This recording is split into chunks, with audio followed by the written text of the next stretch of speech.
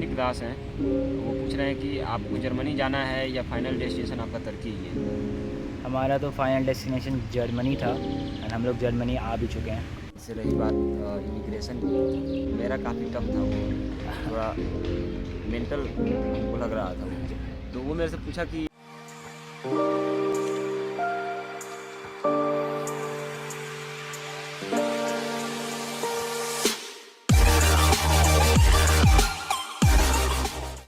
आज हम लोग जा रहे हैं एक पार्क में एंड वहाँ पे जाके आज का वीडियो शूट करेंगे।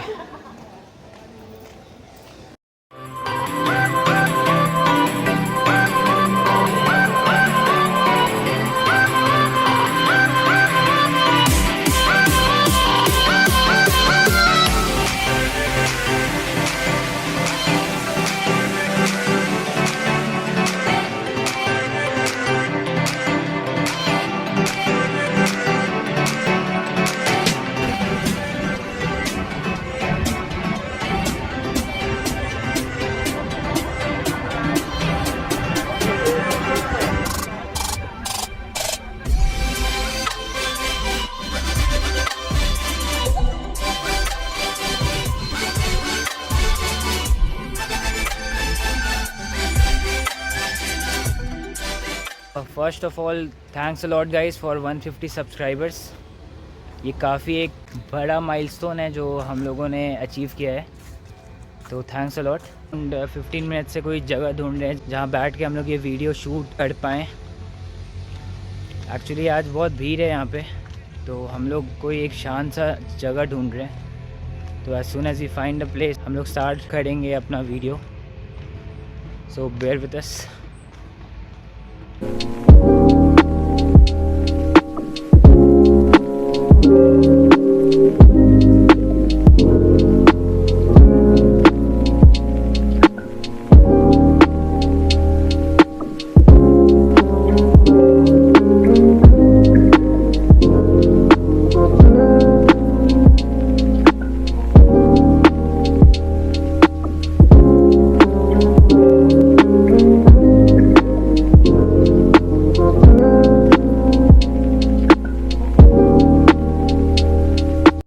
फाइनली एक जगह हमें मिल चुका है, हम लोग बस जा रहे हैं बैठते उधर। सो गाइस बहुत ढूंढने के बाद फाइनली हमें एक शांत जगह मिला है जहां हमने सोचा कि हम लोग यहां पे एक वीडियो शूट कर लेते हैं। तो भाई आज का क्या है वीडियो बताओ थोड़ा। वीडियो में बताए थे हम लोग कि इंडिया से तुर्की जो लोग आना चाहते हैं तो कैसे आ सकते हैं। अच्छा, उसी के बारे में पूरा प्रोसेस है, और जो लिंक वगैरह है, वीज़ा कैसे लेना है और सेल्फ डिक्लेरेशन फॉर्म का, हाँ और भी जो ज़रूरी चीज़ है उसका वो डिस्क्रिप्शन में हम लोग दे देंगे, तो वहाँ से आप लोग देख सकते हैं। बाकी का प्रोसेस ये बता रहे हैं। तो सबसे पहले हम लोगों ने क्या क्या डॉक्यूमेंट्स लिए थे, क्या क्या डॉक्यूमेंट्स नेसेसरी हैं जब आप इस्तांबुल में लैंड करेंगे उस टाइम। डॉक्यूमेंट्स चाहिए, पासपोर्ट चाहिए, ठीक है, और वीज़ा चाहिए, टर्किश वीज़ा चाहिए, मतलब टर्किश इनका वीज़ा मतलब है। चाहिए। हाँ, तुर्की आ रहे हैं तो टर्किश वीज़ा चाहिए। टर्किश वीज़ा का रिक्वायरमेंट क्या है? टर्किश वीज़ा का रिक्वायरमेंट है, अगर आपके पास शेंगन वीज़ा है, तुर्की का ई वीज़ा मिलेगा, ठीक है, जिसका दाम है 3500 रुपया। 35 USD। अब क्या दाम है मालूम नहीं, 35 हाँ, USD 3500 इंडियन रुपीज़ है। इंडिया में के हम लोग हैं तो इंडियन में ही समझिए भाषा में। तो उसके बाद से चाहिए फ़्लाइट का टिकट, और जो फ़्लाइट होगी वो होगी कतर एयरवेज़, ठीक है। मतलब जिससे हम लोग आए थे। हाँ, अब जिससे ये लोग भी आएंगे, मतलब अभी तो इसलिए कि बैन हुआ है, सब बैन है, और फ्लाइट्स तो नहीं है ना। और फ्लाइट्स नहीं है, तो कतर एयरवेज़ ही है। कतर एयरवेज़ से आ सकते हैं। इसके अलावा और क्या क्या डॉक्यूमेंट्स रिक्वायर्ड है? उसके बाद से चाहिए पर डे का $50 तुर्की में रहने का। उनको दिखाना पड़ेगा कि हाँ हम हैं पैसा वाला आदमी। और उसके बाद से ट्रैवल हेल्थ इंश्योरेंस चाहिए, ठीक है, किसी से भी ले सकते हैं, बजाज से ले सकते हैं, मुकेश अंबानी से ले सकते हैं, मतलब रिलायंस से। हमने लिया policybazaar.com से। उसका दाम था अराउंड 1900 रुपीज़। उसके बाद से टिकट चाहिए, ऑनवर्ड टिकट। ठीक है, ऑनवर्ड टिकट मतलब अगर आप तुर्की से किसी और देश में जाना चाहते हैं, वापस भारत में नहीं आना चाहते हैं। और या फिर आपको चाहिए रिटर्न टिकट, रिटर्न टिकट अगर आप सिर्फ घूमने इंडिया जा आना रहे हैं चाहते हैं तो। लेकिन ये most important part of your journey है, ठीक है, कि मतलब ये एकदम होना चाहिए कि रिटर्न टिकट होना ही चाहिए या ऑनवर्ड टिकट होना चाहिए। ठीक है। और उसके बाद से है सेल्फ डिक्लेरेशन फॉर्म, जो टर्किश गवर्नमेंट के वेबसाइट पे है।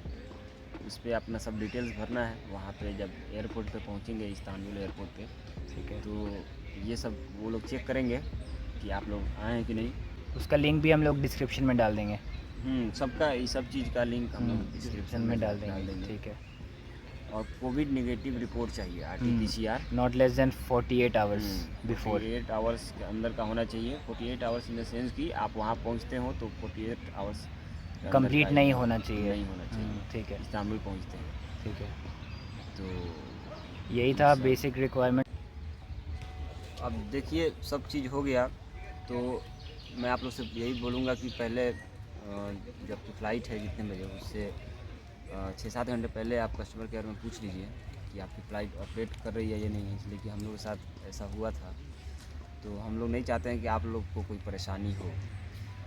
और उसके बाद से रही बात इमिग्रेशन की, तो इमिग्रेशन पे जैसे हम लोग का तो ऐसे इमिग्रेशन पे गए तो काफ़ी स्मूथली हो गया, लेकिन चेकिंग पे तो कोई दिक्कत नहीं हुआ। इमिग्रेशन पे 3-4 सवाल आए थे हाँ। कि why are you travelling to पता नहीं इस्तांबुल। इनसे क्या ये लोग पूछे थे, लेकिन मेरा काफ़ी टफ था वो, थोड़ा मेंटल हमको लग रहा था वो। तो वो मेरे से पूछा कि क्यों जाना है टर्की। मैं उनसे बोला कि सर घूमने जा रहे हैं, टूरिस्ट वीज़ा है, तो जाहिर सी बात है घूमने ही जाएंगे। तो बोल रहा है कि अभी यहाँ पे इतना पेंडेमिक आया हुआ है, महामारी है, हम लोग को खाने का नहीं मिल रहा है, सोच रहे हैं लोग कि मार्केट जाएं सामान खरीदें, और आप जा रहे हैं इसे घूमने। तो मैं बोला कि सर उसके बाद से वहाँ से जर्मनी जाना है, तो फिर जर्मनी का जो भी एडमिशन लेटर है वहाँ से, यूनिवर्सिटी एडमिशन लेटर और जो भी वहाँ का है वो मुझसे मांगा गया। फिर स्मूथली हो गया, फिर सिक्योरिटी चेक हुआ। मेरा भी इमिग्रेशन एक्सपीरियंस कुछ ऐसा ही था।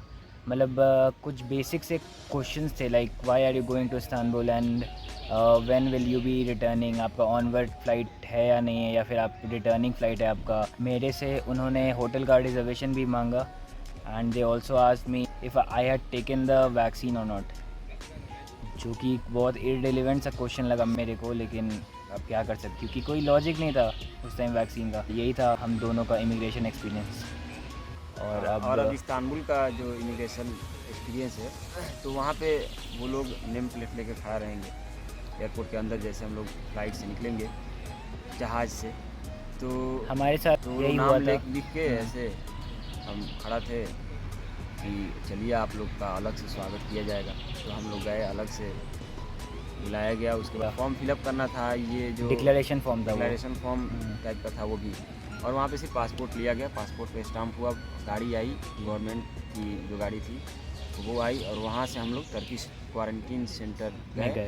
तो टर्किश क्वारंटीन सेंटर का वीडियो वहाँ पे दिया हुआ है, सब चीज़ दिया हुआ है। लेकिन फिर भी अब यहाँ पे लोग सवाल पूछ रहे हैं, उनका जवाब देना हमारा फ़र्ज़ बनता है, क्योंकि उसी के लिए हम लोग चैनल बनाए हैं। तो आइए कमेंट में देखते हैं क्या क्या लोग कमेंट किए हैं। बहुत सारे डाउट्स थे, उसका आंसर हम लोग अभी देने वाले हैं। ये बैक कर क्या आएगा सर? ये रहा। ये पहला वाला ये है, दूसरा ये है, इसी नहीं। देखिए कुछ लोग कमेंट किए हैं।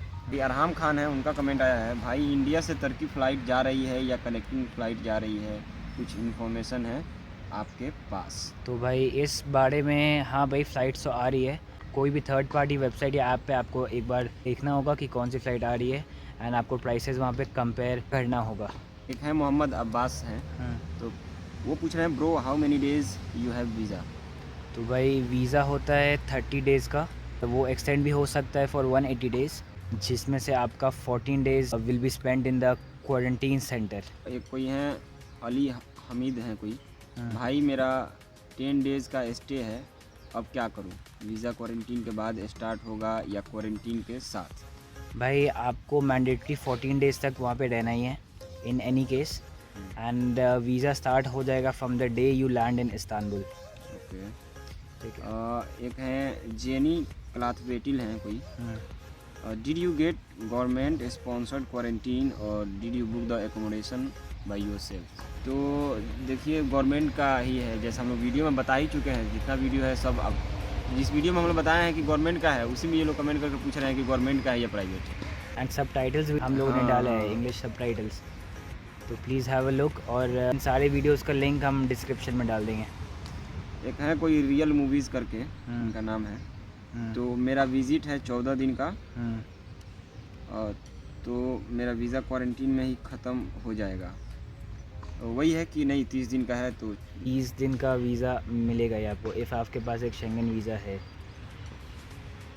एक है सोल करके कोई है, हम्म, वो बोल रहे हैं कि even I am coming to Istanbul but in 14 days quarantine we of course need technology for wasting our time.